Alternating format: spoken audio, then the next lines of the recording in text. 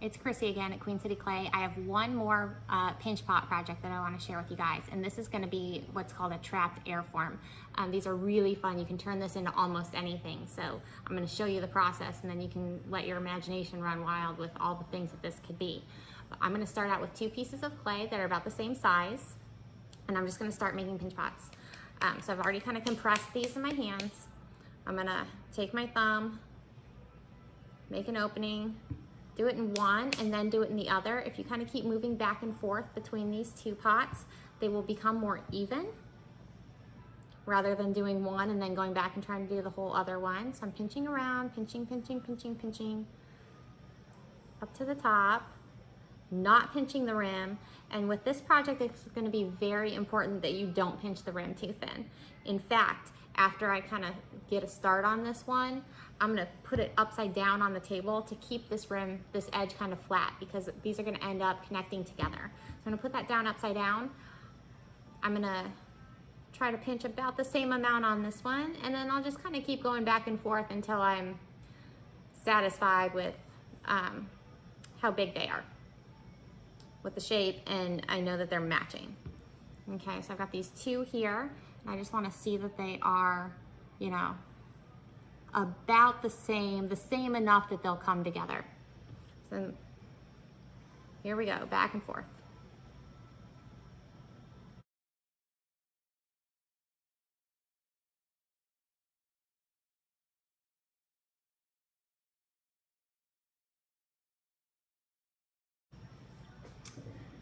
Okay, so I'm pretty happy with this. They're about the same size. The rims are meeting up nicely. You can see that these rims are nice and thick and they are flat, so they're gonna connect really well together.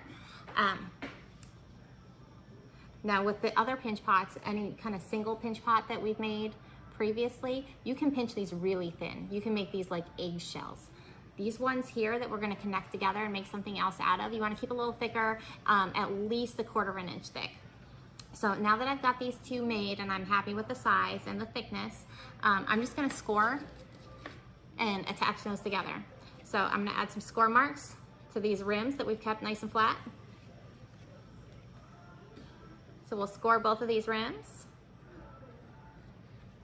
We'll add a little bit of water.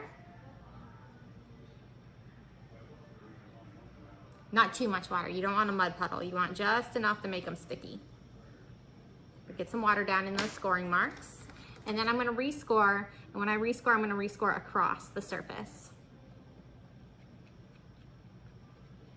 Okay, so score, wet, score.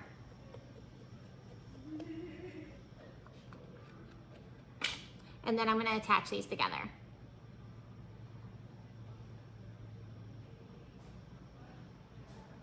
All right, and just kind of wiggle them into place until you feel like they're stuck. And I'm also rotating this, looking at this edge all the way around, because I want to make sure I don't have any gaps, that everything's lining up okay. And if it's not lining up, just kind of push and pull until it does, okay? So they're kind of tacked together at this point. You will see this edge in here. It kind of looks like a hamburger bun where you get that roll over there. Don't worry about that. Just kind of make sure they're stuck together. And then you can use your finger, a wood tool, kind of whatever's around to start to blend those edges into each other. Okay, so I'm just kind of starting to blend that seam together there with my thumb. Another really great tool, if you have one of these scoring ribs, these serrated ribs, this is a great tool for kind of blending that together. And that really gets that kind of mashed together. And I like to go kind of across one way, maybe a diagonal, and then back the other way. So you're making sure you're pulling the clay from both sides, not just one side.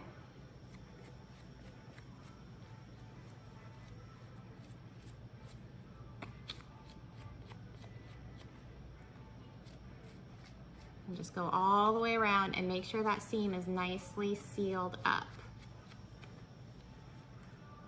And then once you've got that seam together, now you have trapped air. So what that means is the air is trapped inside here, so you can change the shape of this thing without changing the volume. So if I wanted to make it kind of a soft square, I could do that. You know, kind of whatever shape you want to make it, you're going to keep that volume. You're not going to squish it as long as you don't pop it and you keep that air in there. I'm going to continue smoothing my seam with just a regular metal rib without the serration on it. So we'll get all those marks out of there. This can do a little bit of shaping as well. But really I'm just compressing, getting out those score marks from my rib, cleaning my tool as I go so that I'm not dragging clay across the surface of this and keep making more of a mess on it.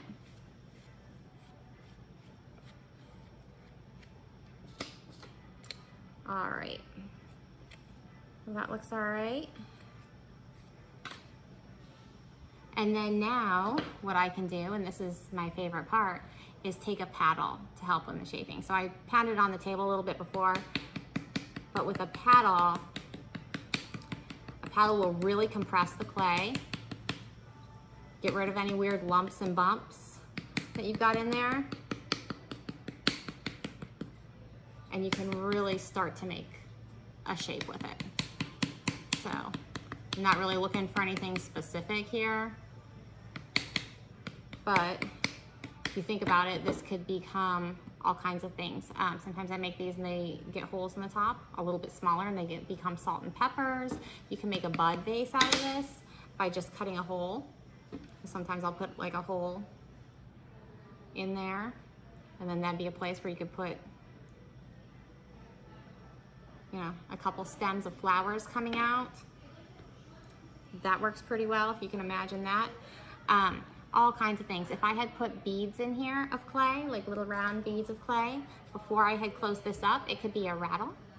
And you might just make little tiny balls like this, and then coat them in a little cornstarch or flour so they don't stick together, and put them in those pinch pots before you seal it up, and then you've got a rattle if you leave it closed. So all kinds of fun little things you can make out of these. They can become figurative.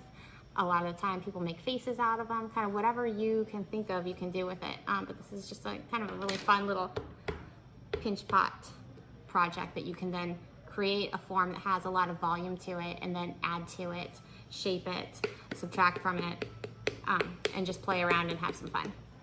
All right.